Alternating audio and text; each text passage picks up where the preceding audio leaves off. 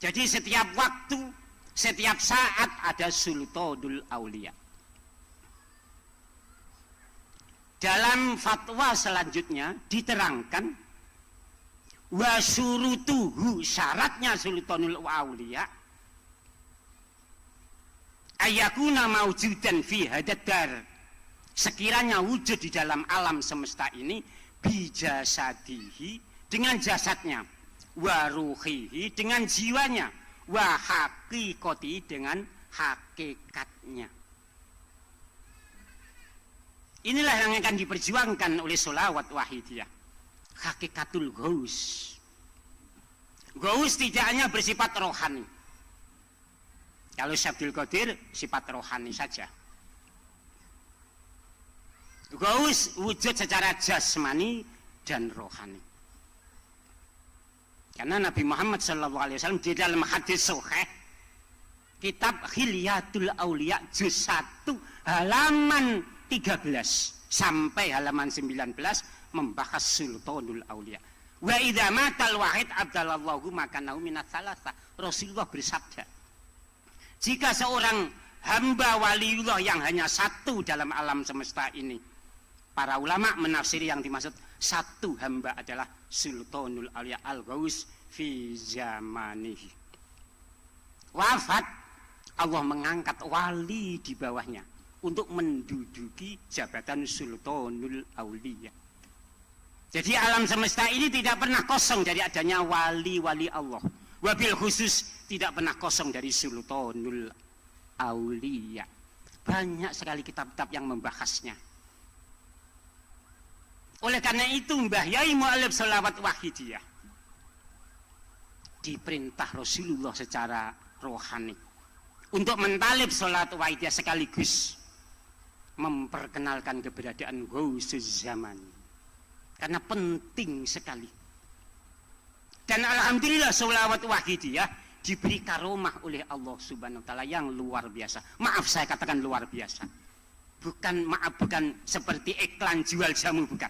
Luar biasa ini bisa dibuktikan. Mengapa demikian hadirat? Memahami Sultanul Aulia sebelum lahirnya sholawat wahidiyah sangat sukar sekali. Sangat sukar sekali. Sehingga kebanyakan umat Islam tidak mengenalnya. Hanya kaum sufi itu saja beberapa ulama. Padahal sudah ditulis di dalam kitab-kitab. Namun tertinggalkan di dalam memperhatikannya. Sehingga sangat jarang sekali pembahasan Sultanul Aulia. Kalau ada membahas, hanya tertuju kepada Syekh Abdul Qadir Jailani radhiyallahu anhu.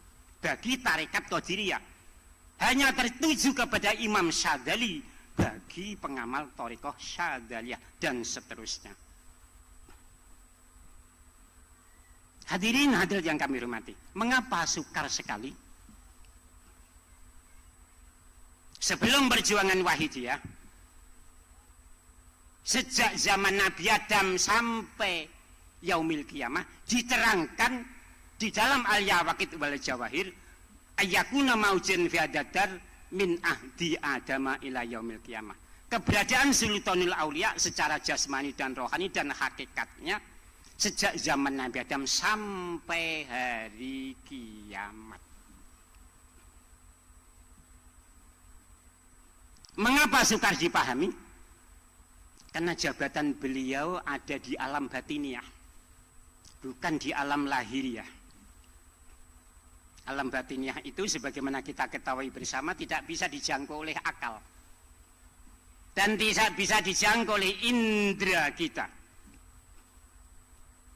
sehingga karena tidak mampu menjangkau akal kita, sehingga kita cenderung meragukannya, bahkan cenderung mempermasalahkannya, bahkan naudzubillah cenderung mendustakannya.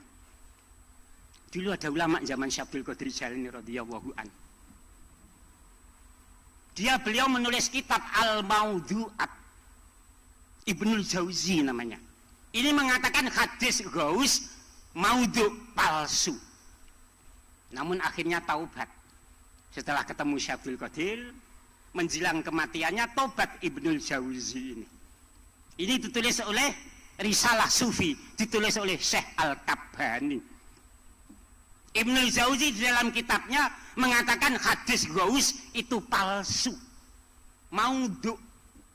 Karena katanya Ibnul Jauzi, fakullu hadisin ghairu makulin fa maudhu'un. Hadis yang tidak masuk akal itu hadis maudhu.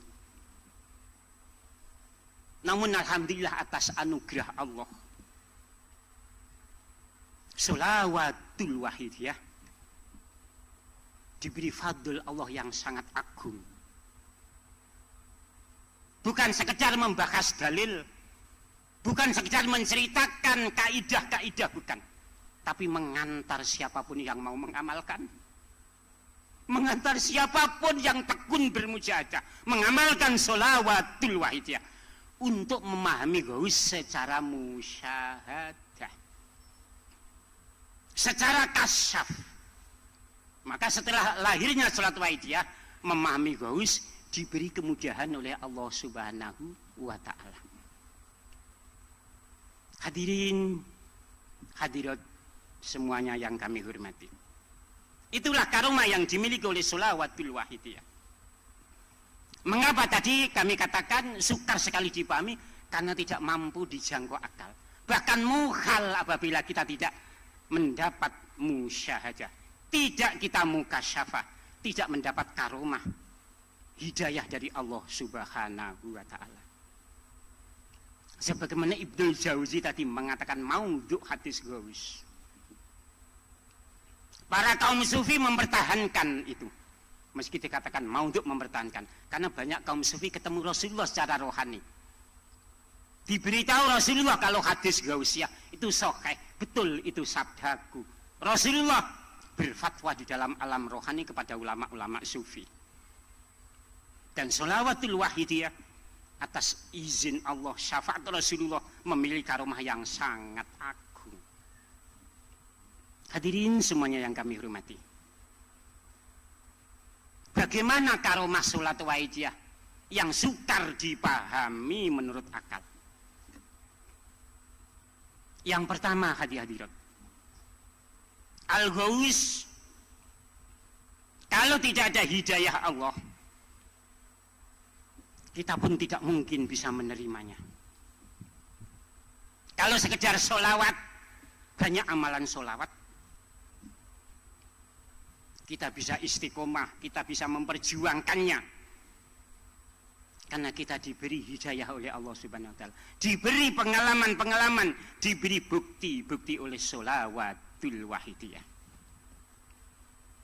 Tanpa ada bukti, kita akan mendustakannya. Siapapun akan mendustakannya. Maka kita sebagai pengawal Wahidiyah, kita akan memaklumi bila ada non pengamal, dia belum mengamalkan namun sering mempermasalahkan. Kita memaklumi karena Wahidiyah tidak bisa ditempuh melalui akal dan panca indera. Harus dengan pengamalan, dengan tekun, yaumiyah, usbu'iyah, syahriyah, dan seterusnya. Akan diberi hidayah oleh Allah Subhanahu wa Ta'ala. Apa yang tidak mungkin dicapai oleh akal? Satu. Maaf, yang saya sampaikan di sini hanya 3.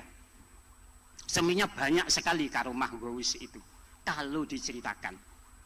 Ada yang menerangkan 27 dalam kitab-kitab itu.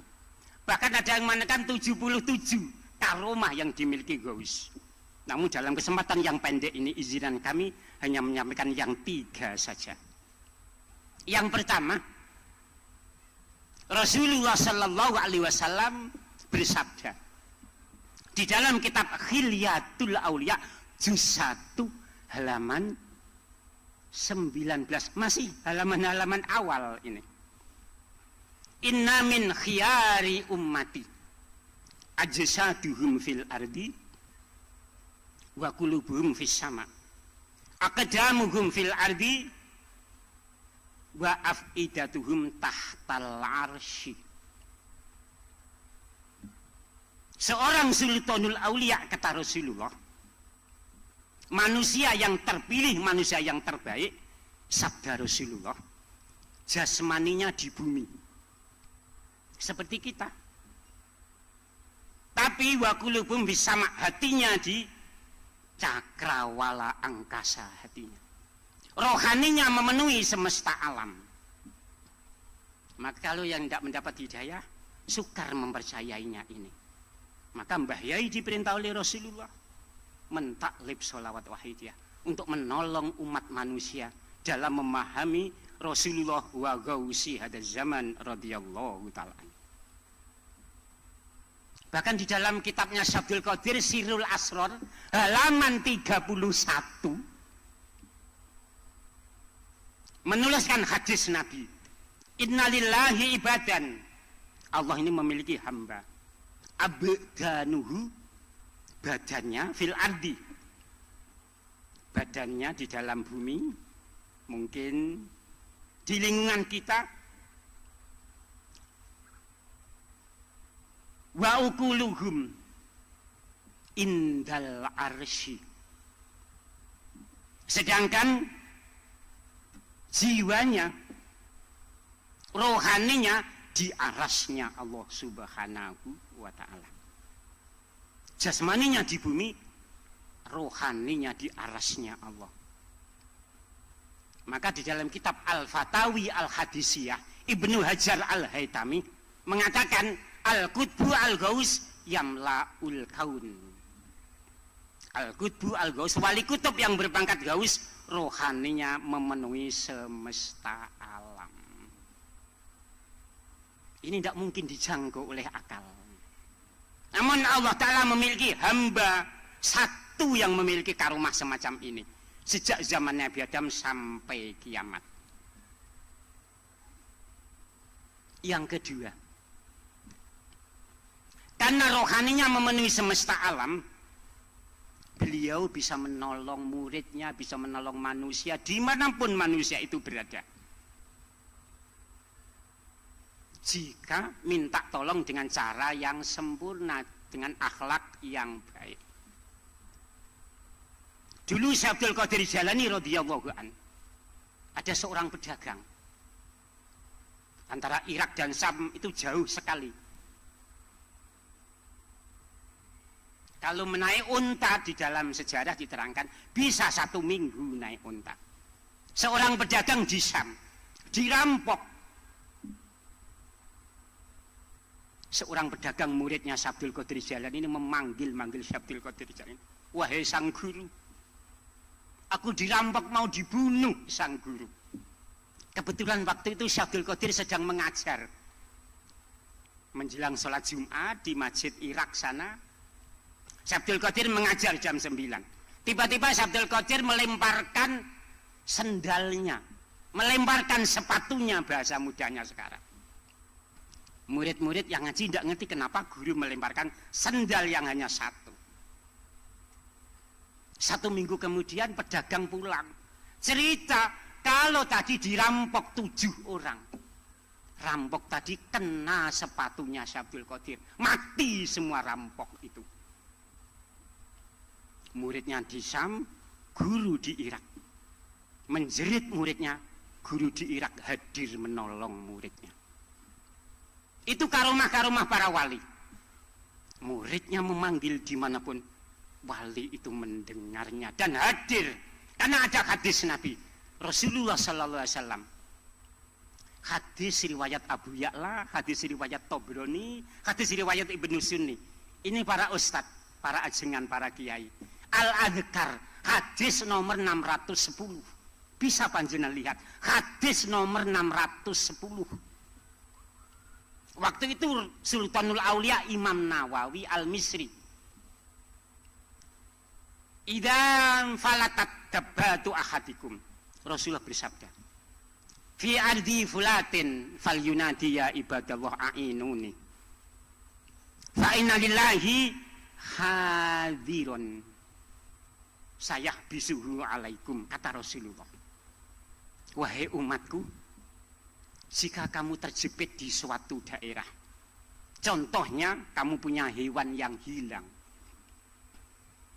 dan tidak ada orang yang mampu mengejar. Panggillah wali Allah.